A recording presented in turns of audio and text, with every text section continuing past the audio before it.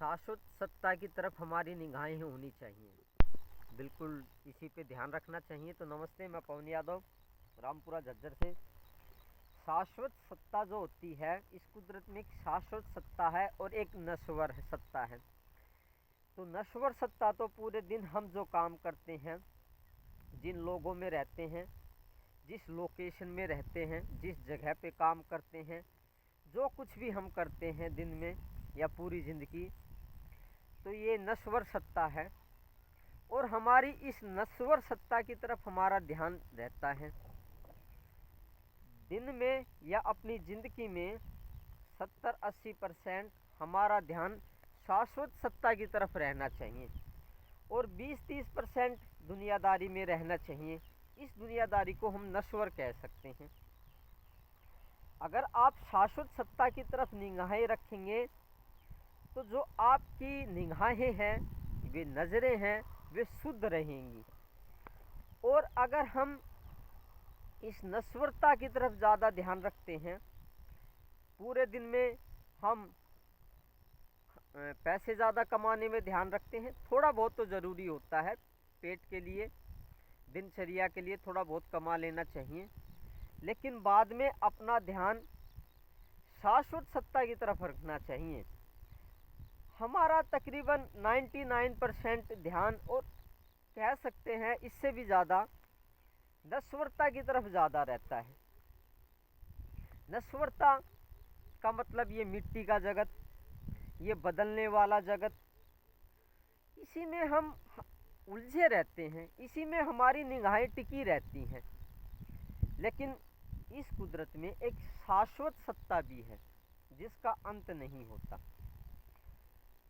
उस पर निगाहें रखने से शुद्धि बनी रहती है, दिमाग पे प्रेशर कम रहता है, टेंशन कम रहती है, दिमाग में उलझने कम रहती हैं।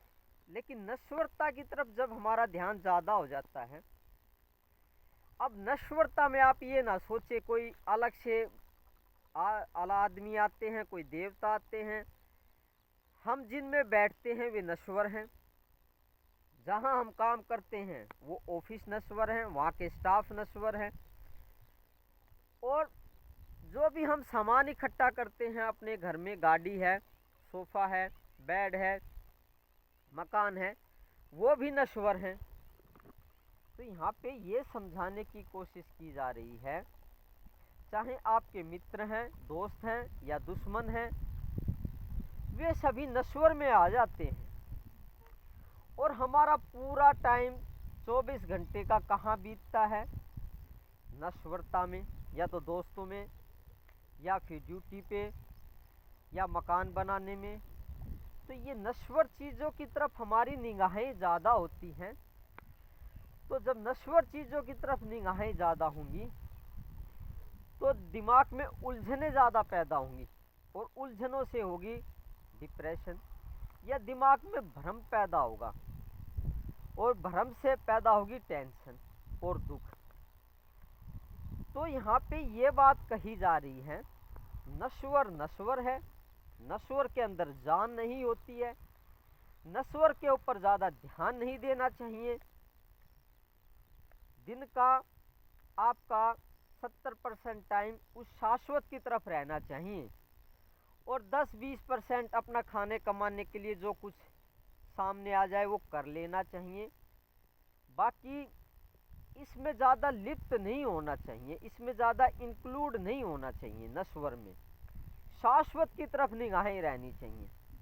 शाश्वत की तरफ निगाहें रहेंगी तो शुद्धता को प्राप्त हो जाओगे, और पूरे दिन नश्वरता की तरफ निगाहें रहेंगी तो अशुद्धि आ जाएगी, दिमाग में भ्रम पैदा हो जाएंगे, दिमाग के अंदर उलझने पैदा हो जाएंगी, शरीर के अंदर बहुत सी बीमारियां, इस बॉडी के अंदर बहुत सी डिसीज़ हो सकती हैं, बीमारियां हो सकती हैं। तो सिर्फ ये बताया गया है बीमारियों से दूर रहने के लिए और दिमाग की शुद्धि के लिए, और हार्ट के ऊपर ज़्यादा दबाव ना पड़े, इसलिए शाश्वत की तरफ निगाहें रखो, उस परम सत्ता की तरफ निगाहें रखो, ना कि इस कूड़े करकट की तरफ निगाहें ज़्यादा रखो। ये जो नश्वर है ना, ये कूड़ा करकट है, यहाँ जितनी निगाहें रखोगे इसमें जितना ज़्यादा लिप्त रहोगे या इसके बारे में जितना ज़्यादा सोचोगे या इसको जितना ज़्यादा पाने की कोशिश करोगे, उतना ही ज़्यादा परेशान होते चले जाओगे।